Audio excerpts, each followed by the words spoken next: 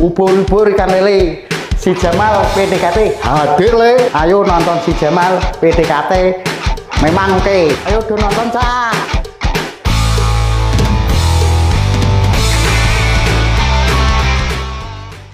Halo Sobat Sehat, salam Germas. Sehat, bugar, produktif. Kembali lagi di Si Jamal PDKT, siaran Jumat malam podcast kesehatan Dinas Kesehatan Daerah Kabupaten Blora. Ya, Assalamualaikum warahmatullahi wabarakatuh. Saya Dita Andriani Putri, petugas Promkes Puskesmas Gondorio yang kali ini akan menjadi host pada acara kali ini. Oke. Nah, sebelumnya ya, untuk ibu-ibu muda yang ada di luar sana yang saat ini masih belajar, mau yang hamil, kemudian punya anak yang masih mengasihi, yang mulai MPASI, jangan lupa tonton terus ya sampai akhir karena kita akan mendapatkan banyak informasi terkait dengan tantangan selama mengasihi. Kemudian ini kita temanya bagus banget, yaitu masa emas anak, jangan sampai terlewat. Tentunya saya di sini tidak sendiri dong. Saya ditemani dengan dua narasumber yang dari Puskesmas Gondorio juga tentunya. Yang pertama ada Dr. Bekti selaku PJ Klaster Ibu dan Anak di Puskesmas Gondorio. Monggo Dok, gimana kabarnya? Disapa-sapa dulu. Alhamdulillah sampai ketemu kita hari ini. Perkenalkan saya Bekti Setiawan, saya dokter umum yang membidangi dari ibu dan anak. Ya, mau disapa-sapa dulu Dok. Ya, luar sana Dok. Selamat pagi bapak-bapak, ibu-ibu muda dan yang juga sudah tua juga bisa ya. Mari kita semangat sehat untuk memperbaiki produktivitas dan kualitas hidup untuk keluarga dan anak. Terima kasih. Ya, mari kita perbaiki kualitas hidup sehat lagi ya Dok. Ya, nah terima kasih Dokter Bekti. Nah, selanjutnya kita ke narasumber yang kedua kita. Di sini ada ahli gizi dari Puskesmas Gondorio, ada Mbak Wuri Marutasari. Ya, halo, selamat malam. Akhirnya kita masuk podcast juga Dok. Iya ya, udah ditunggu lama ya Mbak ini. Terima kasih sudah diundang di Si Jamal PDKT. Ya. Nah, gimana kabarnya Mbak Wuri? Ya baik, tentu saja harus baik ya. Soalnya mau menyapa ibu-ibu muda atau tadi kata Dokter Bekti yang tua juga nggak apa-apa. Oke, terima kasih untuk dua narasumber kita untuk perkenalannya ya. Ini kita langsung aja ya. Ngomong-ngomong terkait dengan masa emas anak nih. Masa emas anak itu kan dimulai ya dari usia 0 sampai 24 bulan gitu ya Dok Mbak. Nah, di masa-masa ini kan ada banyak masa-masa transisi, mulai dari ASI, kemudian nanti makannya gimana. Nah, kita kupas tuntas ya untuk hari ini. Mungkin banyak pertanyaan. Saya juga sebagai ibu muda dan juga yang masih proses mengasihi juga banyak pertanyaan yang akan saya tanyakan ke Dokter Bekti dan juga Mbak Wuri ya. Nah, yang pertama saya mau tanya ke Dokter Bekti dulu deh. Apa sih Dok tantangan tumbuh kembang anak di usia 0 sampai 24 bulan itu? Ya, jadi untuk usia 0 sampai 24 bulan ini kan ibaratnya seperti pondasi utama kita Mbak. Jadi ketika nanti kita baik di awal, insya Allah nanti semakin bertambah usianya, nanti juga anak ini semakin baik. Tetapi meskipun awalnya belum terlalu baik pun bisa kita perbaiki. Jadi tidak usah terlalu khawatir. Intinya saya pesan kepada bapak-bapak dan ibu-ibu,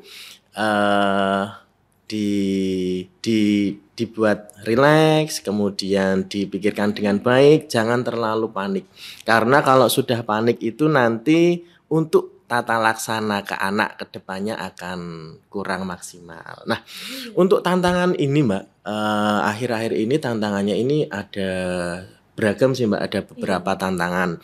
Yang pertama itu bisa dari masalah nutrisi.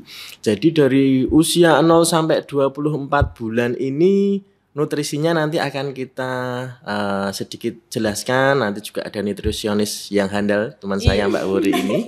Kemudian, nah ini kurangnya stimulasi kognitif dan fisik. Kalau kognitif itu misalkan untuk memori anak, kemudian untuk fokus anak, nanti bisa ada sedikit gangguan. Nah, bagaimana caranya? Nanti kita bahas di kemudian.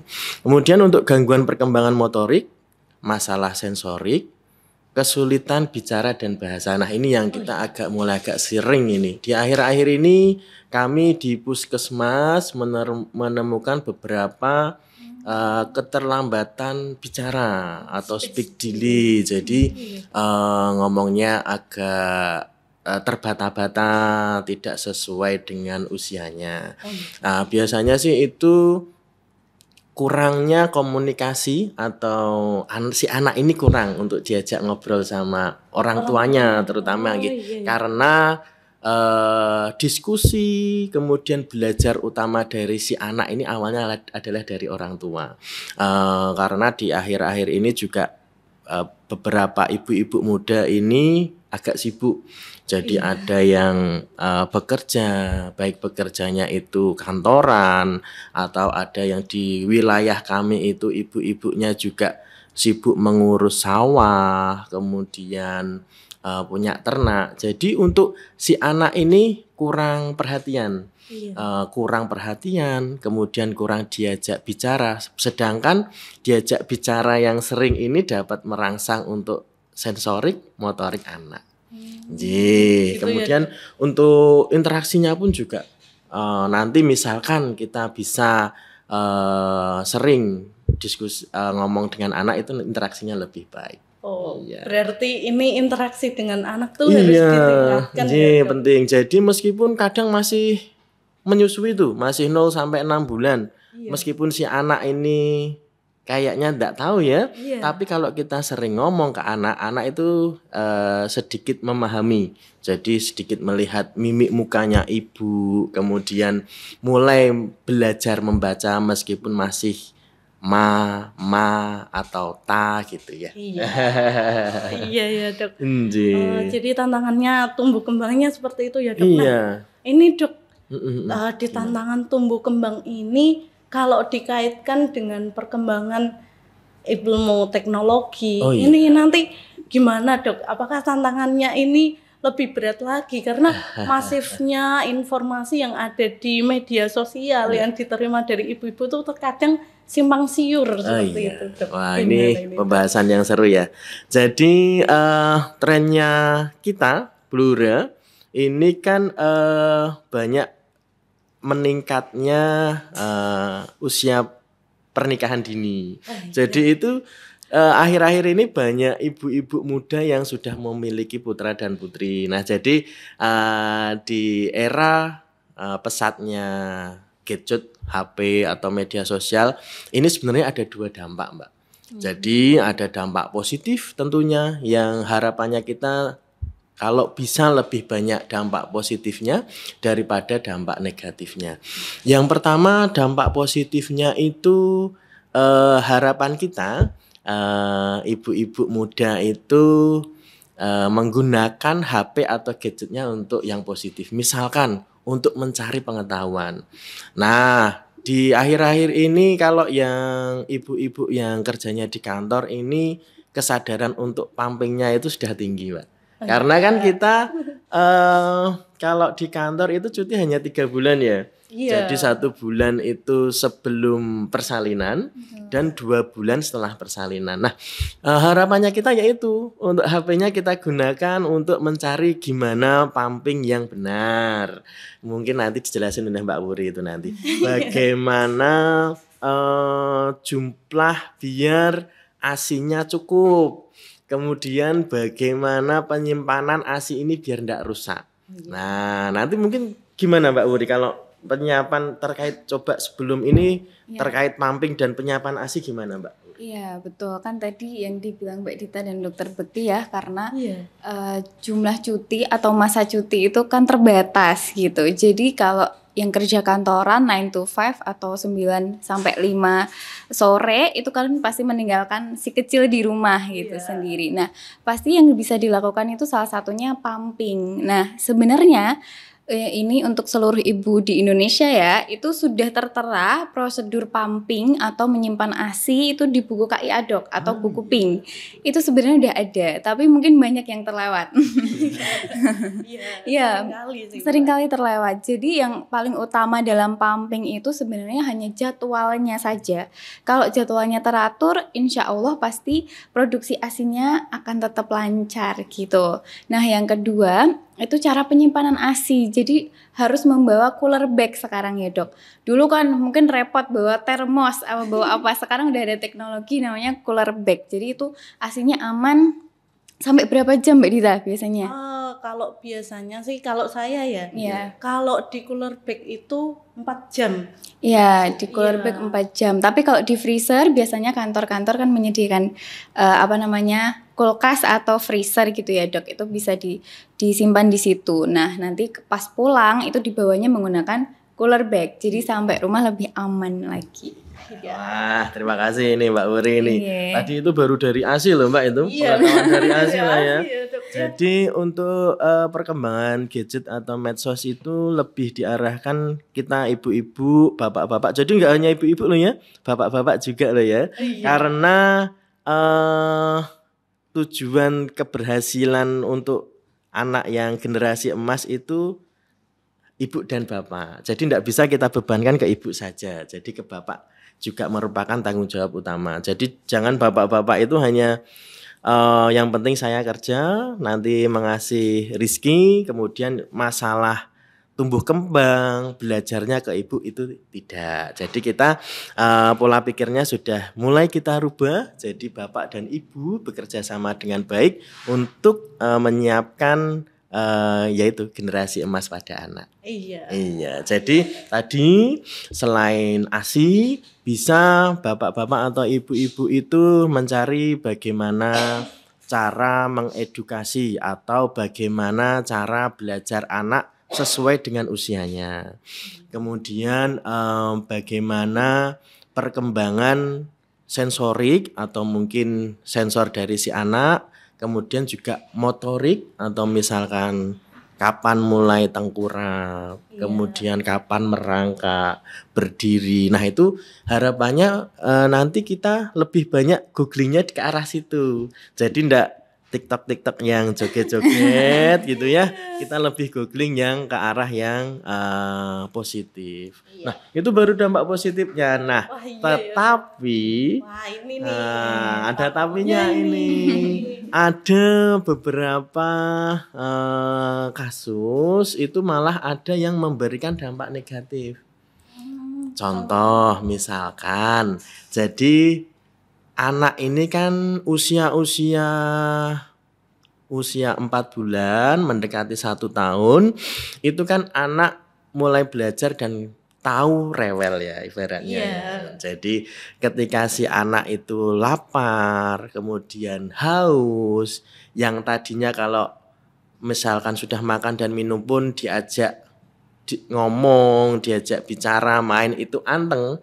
Tetapi karena kesibukan orang tua kadang anak itu tidak diajak interaksi jadinya rewel. Nah, akhir-akhir ini itu kalau anak dikasih HP kan diem ya. Diem, jadi melihat YouTube untuk anak-anak, kartun. Jadinya kan si anak diem. Tetapi gamenya ini malah kadang kurang baik. Karena misalkan anak ini terlalu rangsangannya itu terlalu besar. Karena di kartun atau YouTube itu misalkan warnanya itu sangat menarik. Warnanya menarik. Lagu-lagunya juga menarik, tetapi anak ini belum terlalu siap sebenarnya untuk usianya. Jadi lebih malah lebih baik kita ngomong ke anak, lebih baik kita main ke anak, Jadi tidak secara tidak langsung. diberikan untuk HP. Meskipun HP pun juga ada dampak positifnya buat anak, tetapi akhir-akhir ini malah dampaknya agak lebih banyak negatifnya. Iya. Oh. Iya dok, banyak ditemui kayak gitu ya dok. Iya. Pemberian HP sebagai distraksi ini untuk anak 1 tahun ke atas ya dok, Iya. rata-rata ya. Nah, Ya. ini saya berlanjut lagi nih ke Mbak Puri nih. Tadi kan udah tantangannya dari sisi dokter Peti ya. Kalau dari gizi Mbak, bagaimana sih Mbak tantangan perkembangan anak di usia 0 sampai 24 bulan ini? Iya, mungkin tadi ya menyambung dari dokter Bekti, tantangannya bukan ke anaknya ini, ke orang tuanya. Orang tuanya ya. Gitu ya. Jadi anak usia segitu itu biasanya rentan sekali untuk ASI eksklusifnya gagal Oh, iya. atau tidak lulus ASI eksklusif. ASI eksklusif itu kan 6 bulan. Apalagi yang ibu bekerja tadi cutinya cuma 2 bulan, atau ibu yang bekerja tadi dokter Bekti berkata biasa ke ladang atau ke sawah gitu ya. Itu kan pasti juga ditinggal anaknya. Nah gitu, itu rentan ASI eksklusifnya tidak lulus. Nah kenapa kok tidak lulus? Karena ya itu tadi, mungkin bayinya rewel atau istilahnya sekarang tantrum ya dok. Iya, iya. Kekiniannya tantrum ya. Iya betul.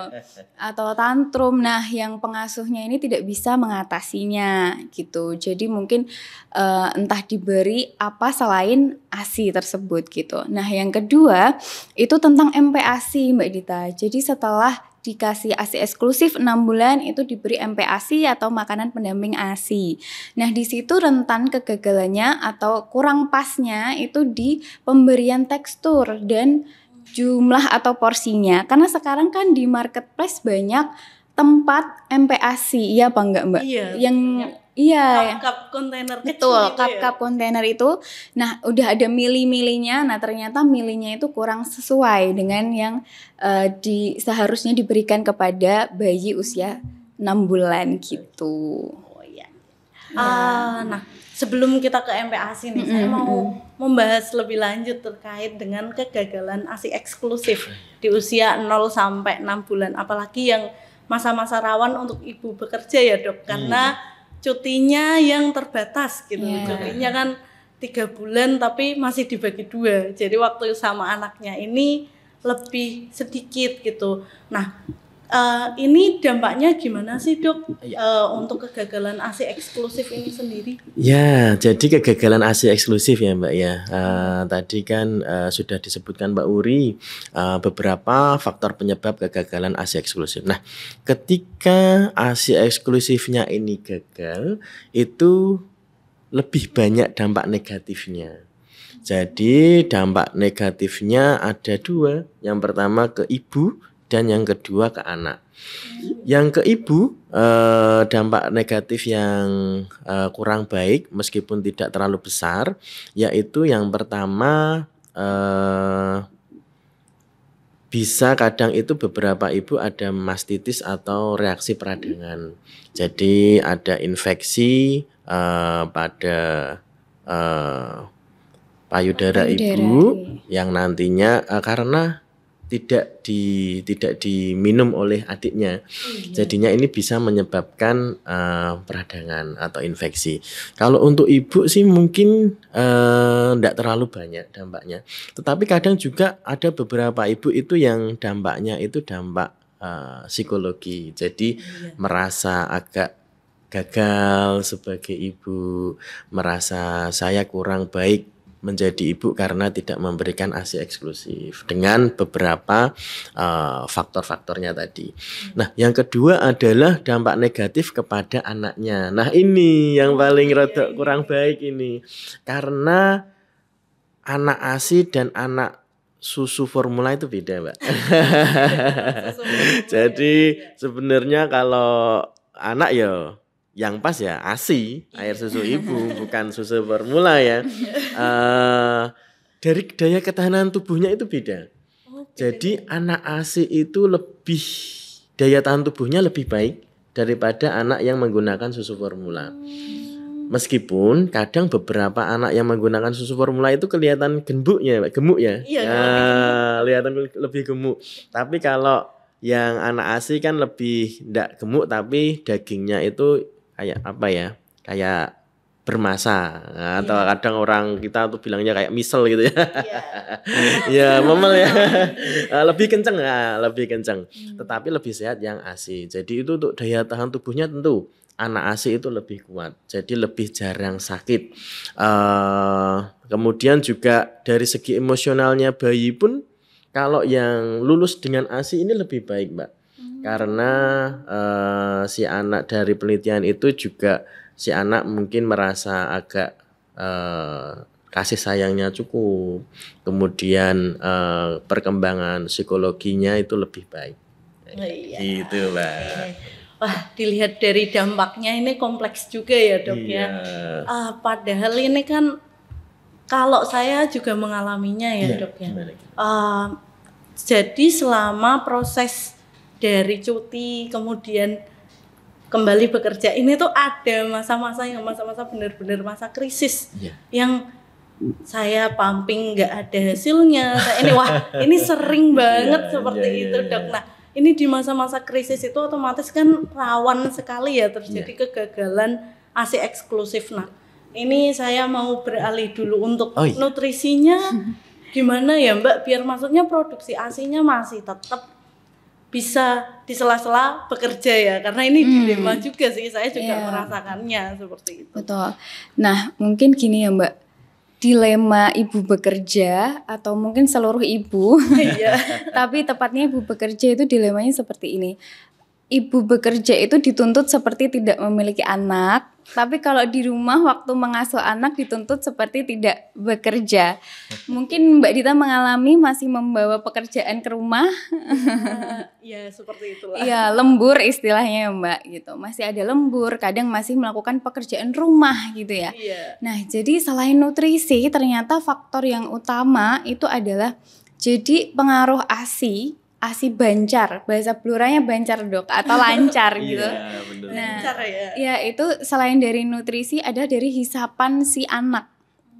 Jadi kalau kita DBF, direct breastfeeding gitu ya, menyusui secara langsung, berarti kan dihisap langsung oleh anak, itu merangsang hormon ya, untuk mengeluarkan ASI lebih banyak lagi. Itu yang pertama. Nah, terus yang kedua adalah faktor stres ibu. Gitu. Faktor stres ibu mungkin sekarang yang tenarnya atau viralnya gitu ya, Dok, itu baby blues. Mungkin tadi Dokter Bekti sudah menyinggung ya tentang psikologis ibu pasca melahirkan. Nah, di sini bisa mempengaruhi juga produksi ASI gitu. Jadi ASINya tetap ada, tapi mungkin ada perubahan warna, kayak lebih jernih, nggak seperti susu gitu ya. Iya, benar. Itu, nah apalagi ibu bekerja pasti kan ada stresor dari pekerjaan dan dari rumah. Nah, yang ketiga mungkin yang nutrisinya ya, Mbak. Nutrisinya ini peran ayah itu berpengaruh sekali gitu tentang faktor stres ibu. Jadi ayahnya juga berperan untuk mengasihi gitu dalam masa mengasihi tadi. Walaupun yang memberikan ASI pasti si ibu gitu ya.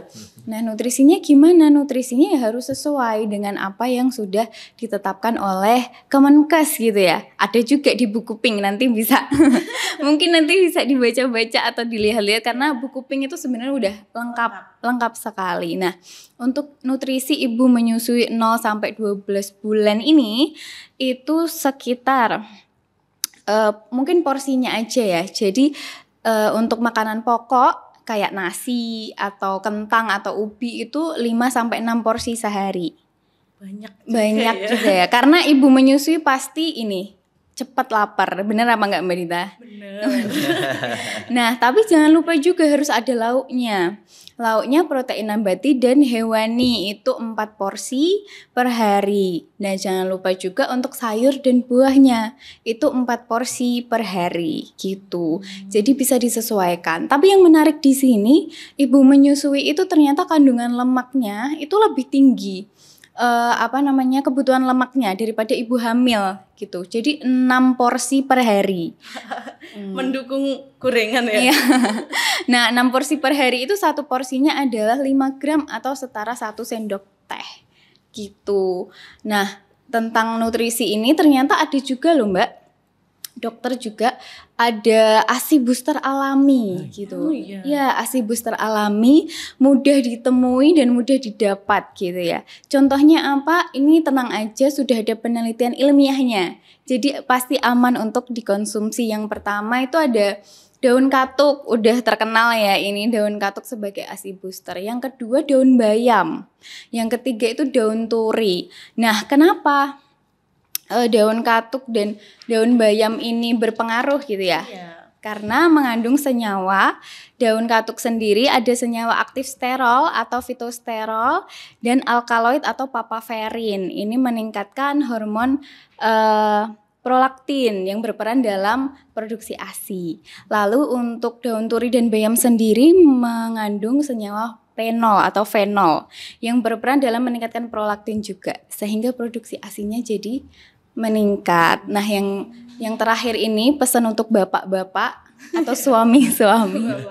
Mungkin istrinya bisa dipijitin atau diberikan makanan yang enak.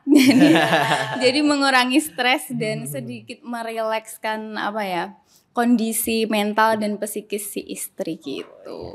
Nah, ternyata kalau dari yang dijelaskan Mbak Wuri tadi ya, ibu-ibu di sini menyimak ya, nggak hanya ibu-ibu aja sih, tapi semuanya ya pemirsa di sini menyimak ya terkait dengan ASI booster alami. Wah, ini menarik sekali sih karena selain maksudnya sudah ditemukan di alam, juga irit juga ya dok ya. Ini irit nih.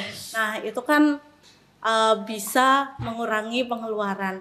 Tapi yang saya temukan banyak banget di media sosial ya dok, karena saya juga sering browsing gitu kan, karena saya juga mencoba untuk menaikkan produksi ASI gimana. Nah ini tuh ada yang mengatakan kalau ada ASI booster juga, suplemen ASI booster. Nah ini gimana sih dok? Apakah perlu untuk ASI booster yang suplemen ini atau tidak? Kemudian selain itu apakah ada sisi yang lain dari kita gimana menaikkan produktivitas ASI? Iya, baik. Ini juga pembahasan yang seru ini ya Mbak ya. Iya.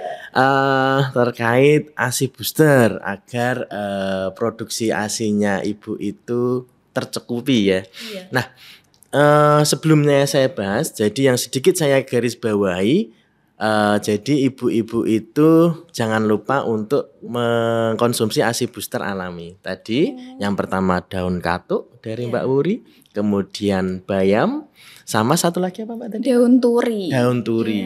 Sama tambahannya ayah, lakukan pijatan kepada ibu. Jadi di buku pink itu ada pijatan oksitosin atau apa ya Pak? Pijat Pijatan laktasi ya. Itu untuk merangsang jadi biar produksi ASINya itu membaik. Nah, pijatannya mudah, ringan dan bisa kita lakukan. Ya. Kemudian kembali terkait ASI booster ya Mbak ya. Iya. Jadi dari penelitian itu sebenarnya ASI booster alami sudah sangat cukup untuk memberikan ASI yang berkualitas dan jumlahnya juga cukup. Nah, jadi sebenarnya kalau kita amati itu kadang suplemen ASI booster itu belum diperlukan. Jadi tidak digunakan untuk kalau kita melahirkan kita pasti minum suplemen ASI booster. Enggak, lebih ke arah ASI booster yang alami, itu aja cukup.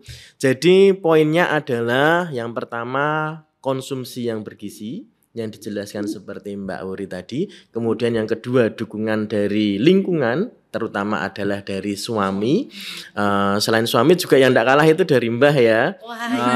Karena banyak mbah-mbah itu yang masih ada keyakinan yang zaman dahulu, misalkan anak-anak dikasih madu atau bayi masih baru lahir itu ya ada yang dikasih madu dan lain-lain. Nah, semoga nanti dengan ini teredukasi bahwa yang dibutuhkan bayi baru lahir 0 sampai 6 bulan hanyalah ASI. Tidak perlu madu, tidak perlu susu tambahan formula, tidak perlu pisang dan lain-lain. Nah, kecuali nanti si ibu itu sudah konsumsi yang bergizi tapi ASINya masih tidak cukup. Jadi ibaratnya masih empuk atau kurang ada isinya itu ya. Nah, itu boleh digunakan ASI booster suplemen. Jadi tujuannya kita adalah Yang penting ASI-nya cukup untuk si bayi. Memang ikhtiar awalnya adalah ASI booster alami. Kedua, kalau dibutuhkan bisa konsultasi dulu dengan dokter untuk diberikan ASI booster suplemen. Nah, gitu Mbak Dita. Iya, wah ternyata banyak PR juga ya. Iya. Gitu. Untuk saya juga, maksudnya selain ibu-ibu di luar tanah juga saya juga banyak PR-nya ini untuk meningkatkan produksi ASI. Iya. Nah, jadi untuk ibu-ibu muda ini yang perlu diperhatikan ya, dari kebutuhan-kebutuhan apa sih, nggak ibu aja sih, termasuk ayah juga ya, itu seperti apa. Nah, dari ASI eksklusif ini kan sudah ya, kita tadi membahas ASI eksklusif sampai 6 bulan ini kita usahakan untuk tidak gagal ya dok ya, kayak gitu. Nah ini kita menuju ke berapa sih usia idealnya anak siap untuk menerima asupan yang lain? Mungkin bisa dari Mbak Uri dulu atau dari Dokter Bekti dulu. Mbak Uri dulu aja. Iya. Ya menarik ya, setelah ASI eksklusif terus beralih ke mungkin MPASI, makanan pendamping ASI gitu. Nah, makanan pendamping ASI ini kapan toh sebenarnya diberikan gitu. Mungkin kalau zaman dulu betul tadi kata Dokter Bekti ya, dikasih madu atau dikasih makanan lain gitu sebelum waktunya dia mendapatkan MPASI. Nah, MPASI ini dari Kemenkes sendiri sudah menganjurkan diberikan pada saat usia bayi 6 bulan. Iya, 6 bulan gitu. Karena pada saat usia tersebut bayi sudah siap untuk menerima makanan lain selain ASI dan kebutuhannya pasti sudah meningkat gitu ya Mbak dan dokter.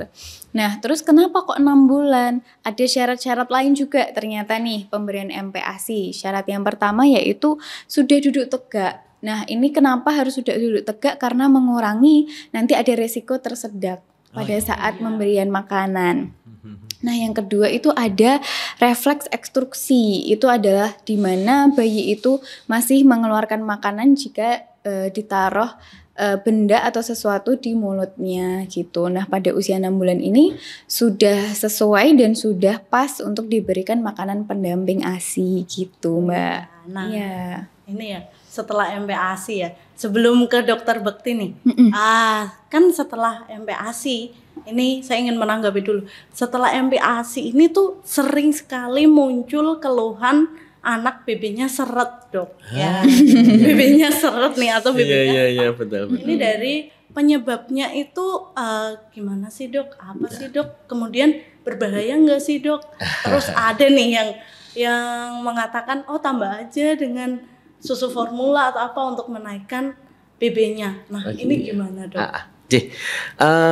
Baik, untuk keluhan berat badan yang stuck atau tidak naik saat MPASI pertama dapat disebabkan MPASI-nya itu mungkin pemahaman awalnya mungkin kurang tepat.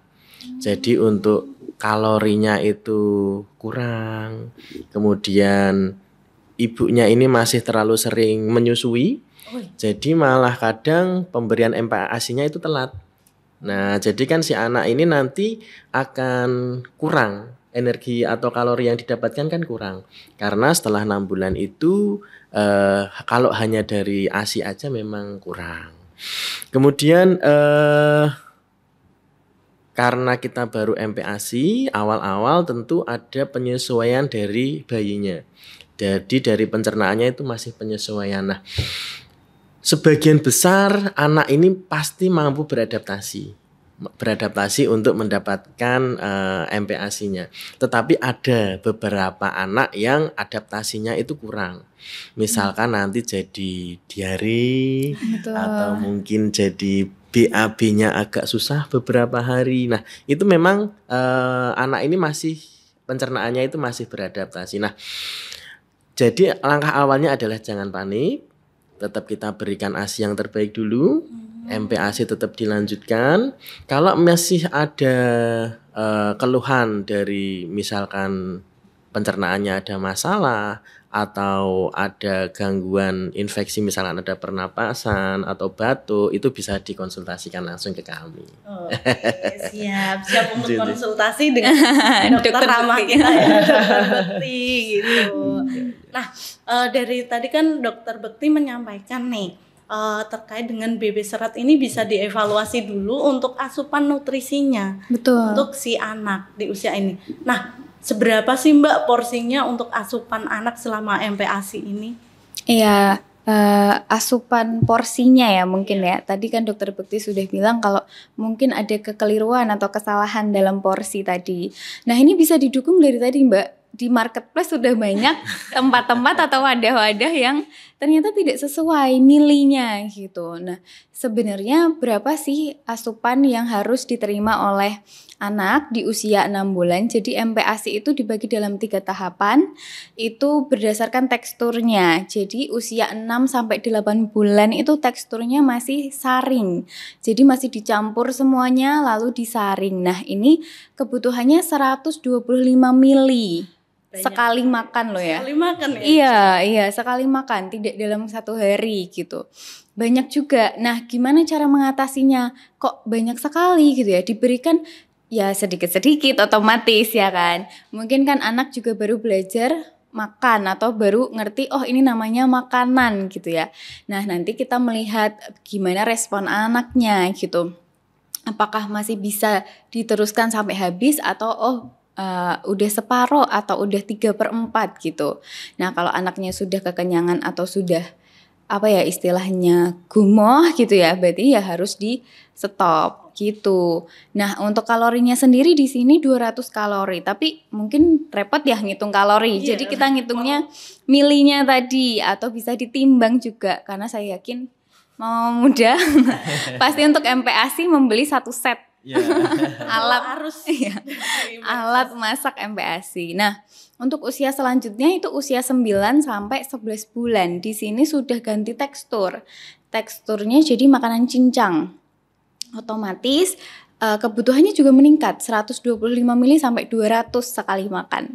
Nah, dalam makanan cincang ini menentukan nanti anaknya picky eater atau makannya memilih-milih apa enggak gitu. Nah, gimana cara mengatasinya? Mengatasinya sudah dipisah, jangan dicampur jadi satu. Jadi dipisah antara makanan pokok ya, gitu ya, Dok. Misal nasinya dipisah sama lauk sama sayur itu sudah dipisah, tapi dalam bentuk cincang. Nah, yang ketiga ini usia 12 sampai 23 bulan. Gitu. Di sini sudah bisa diberikan makanan biasa atau makanan rumahan. Jadi ibu masak apa di rumah? Masak opor ya, anaknya dikasih itu aja. Gitu. Dikasih nasi opor tidak masalah karena itu kan banyak kandungan lemak juga dari santan gitu ya. Gitu. Nah, kebutuhannya berapa? Nah, di sini kebutuhannya sudah mulai banyak 250 mili sekali makan. Nah, itu kalorinya sekitar 500 kalori. Kenapa sih di usia ini kok sudah bertambah lagi gitu ya? Karena kan anak di usia 12 sampai 24 bulan ini belajar merangkak, belajar berjalan. Jadi otomatis aktivitas yang dilakukan banyak sehingga kebutuhan kalorinya pasti meningkat gitu. Tapi jangan dilupakan ini ASINya. Harus sampai 2 tahun. Tapi setelah itu harus di stop. Jangan langsung kayak aduh nggak tega nih untuk menyapih gitu ya atau untuk men-stop ASINya, jangan. Jadi harus di stop karena biar dia masuk untuk makanan-makanan yang diperlukan tadi gitu sih. Wah, ternyata tempat MPASI yang ada di marketplace itu atau yang lagi booming ya istilahnya ya booming di medsos itu kurang sesuai dengan anjuran dari kementerian dan para ahli ya. Ya, betul. betul. Saya juga mengikuti itu ya. Oke. Akan saya evaluasi kembali. Sebelum itu ada tambahan tidak dari dokter? Saya kira cukup ya Mbak ya. Tadi informasinya sudah lengkap semua. Jadi hanya saya sedikit memberikan kesimpulan kepada bapak-bapak, ayah muda dan ibu muda, ayah dan ibu yang baru memiliki putra dan putri. Jadi ayo kita ciptakan produksi generasi emas, yaitu dengan saling bekerja sama antara ayah dan ibu untuk menciptakan suasana atau lingkungan yang baik untuk anak sehingga putra dan putrinya ini cerdas dan menjadi penerus yang baik. Bener sekali kata Dokter Bekti. Terima kasih Dokter Bekti untuk pesan-pesannya ya untuk ibu-ibu di luar sana, orang tua baru di luar sana. Nah, ini untuk ibu-ibu dan bapak-bapak di luar sana, ayolah kita cari informasi yang sesuai ya, jangan apa-apa langsung diambil mentah dari media sosial, tapi dicari dulu apakah ini sudah sesuai atau belum untuk mendukung semua tumbuh kembang anaknya dan masa depan anaknya, baik itu di masa ASI eksklusif maupun di masa MPASI ini lagi, untuk menciptakan generasi Indonesia emas gitu ya kan. Wah, ternyata tidak terasa ya. Oh, iya. Ngobrolnya kita sangat menarik sampai 30 menit lebih sampai nih lebih kita. ya? Sampai lebih 30 menit. Iya. Terima kasih atas waktunya ya Iya, Dr. Bekti dan Mbak Uri atas kesempatannya di podcast ini, dan sampai jumpa di episode yang lainnya. Terima kasih. Wassalamualaikum warahmatullahi wabarakatuh. Waalaikumsalam warahmatullahi wabarakatuh.